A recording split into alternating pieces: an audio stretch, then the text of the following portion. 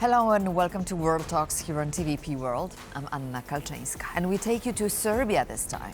This weekend's local elections in southern part of the country were the first test for the government after the students' protests, which began in the country in 2024.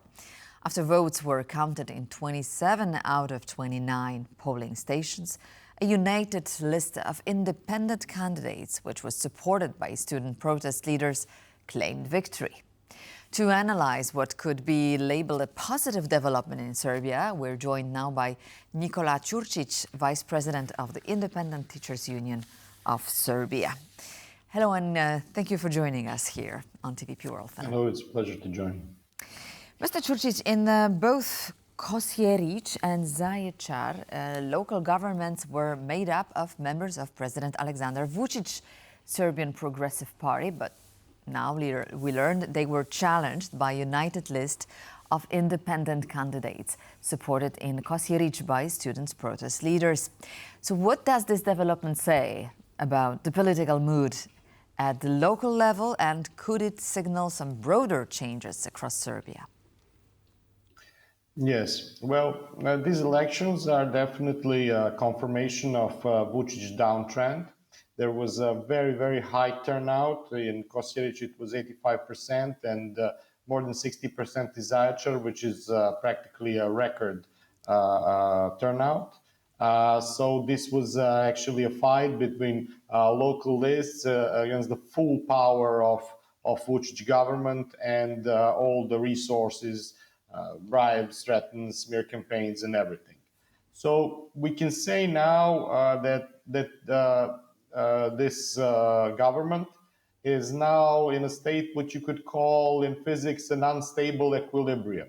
So it's like a ball that is on a hill that is steep on all sides, and a very slight movement can cause it to go fully downhill. These local elections in Zaječar and Kosjerić took place against the backdrop of month-long students' protests. They were totally apolitical. In your view, why are these seemingly local contests seen as so politically significant?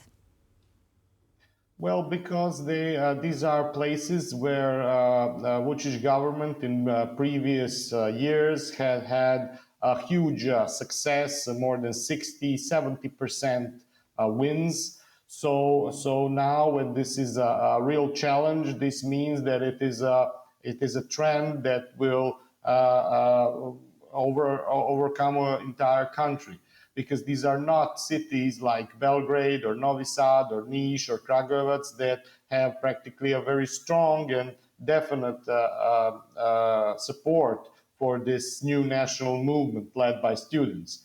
These are small places, and when you get challenged the government in these smaller places, this means that the general trend is changing. In your view, why are these seemingly, do you believe that the results could influence how the government responds to growing civic unrest, including the concerns of students and educators? This is a good question. How will the government respond to this? Until now, it has been only full repression. So we will see, will these results cause for going a little bit back and trying to make concessions to the protesters. On the other hand, the student movement, the opposition, all the other parties that are involved in this have a big lesson they have learned, and I think in front of them is just a small adjustment of ingredients to really make a winning campaigns in weeks and months to come. How about the style of this government, of this election? Reports of irregularities, voter intimidation even, misuse Yes. of public institutions have surfaced and been reported. So what do you know about that? Yes, it was widespread. It was extremely pushy and strong. But this time there was also a response on the field, and I think many of these things have been recorded and are part of the reports of the independent organizations that have been tracking the elections, yes, it was a full campaign. I mean, coming into a place, where you have 10,000 people living, the entire government comes there. They also send some bullies. They also send other things. So it was a very, very tough campaign, and this makes it even more successful. Exactly. So the democracy in the making, should we call it? But yes, unfortunately, again, after the 2000 and the fall of Milosevic, we are now back to the situation where we need to fight for basic democratic values.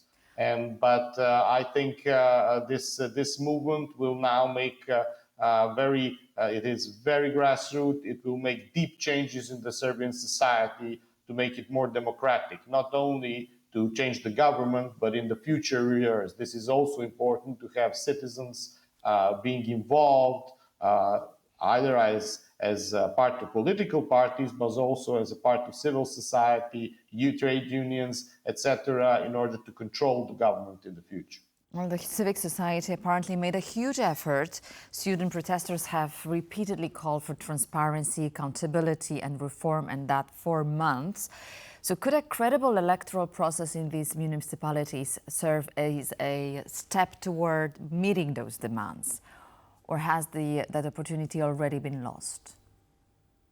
Well, I think this is a milestone in this process, and it will take a lot more to make elections in Serbia at least at some level democratic, because there are these recommendations that comes from previous missions of ODIHR and EU that have not been implemented, and they're there on the table for a couple of years. So I think the government must be pressured to put these recommendations in laws and to actually make the future campaigns democratic, and to actually allow the process to be in such a way that it represents the will of the people. And how do you view the government's narrative that there are two student movements, one genuine and one allegedly state-backed? Have you seen attempts to manipulate or divide students and educator groups? Yes, the government has been trying all along to make their own narrative and their own student movement that is against this, but this is being ridiculed by the people because it's obviously completely without backing and fraud, and everybody is seeing that. These people that are backing this are not university students. They are actually people that are employed in government services. So this narrative it has been very, very unsuccessful by the government. And do you expect... So there is only one, and it's pretty much galvanized. It is a very good thing, and I think it's a difficult thing because you have this is 4 universities from 4 different cities in Serbia. In order to make them such a united force is a great success. So what is next coming in Serbia? Do you expect that these local elections, the outcome, will it encourage and energize the protest movement? What's going to happen next?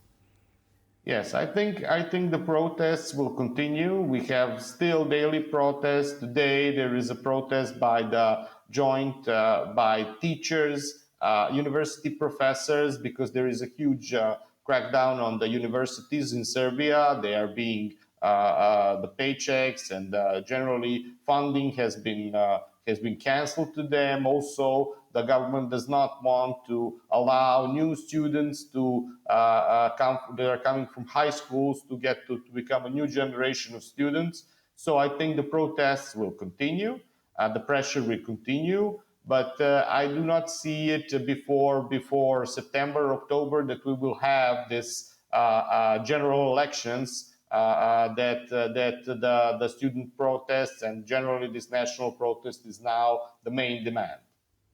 And how about the united list of independent candidates? Do you expect this to transform itself into some kind of a party, political party? And if so, what is the program of this party? Yes, I think this has been disputed. But what is the general narrative and the will of the majority of the people is not to make a political party, but to make a political program that will actually build up institutions before we can have a real, let's say, party-wise elections. So what is the program behind it is we want institutions to become democratic, we want the rule of law, and then when we have this situation, we want people responsible for 16 deaths in Novi Sad on the train station. I remind you, this is the cause, this was the trigger for all these protests, because the government has been reconstructing a huge train station, and after the reconstruction, the canopy, concrete canopy, has fallen and killed 16 people. So first, responsibility, accountability, institutions, and then we can talk about a real political democratic system. So I think this will be the program, and this is what is supported by the majority of the people in Serbia. So this is the program. Rule of law, democracy, institutions, this is the first thing, because they have been practically trapped by the current government of President Vučić. We can only imagine how these national political tensions affect day-to-day life in Serbia. Nikola Ćurčin, thank you so much. Vice President of the Independent Teachers Union of Serbia was our guest here on World Talks. Thank you so much for joining us this morning. It was a pleasure. And thank you for watching World Talks. Stay tuned to TVP World for more.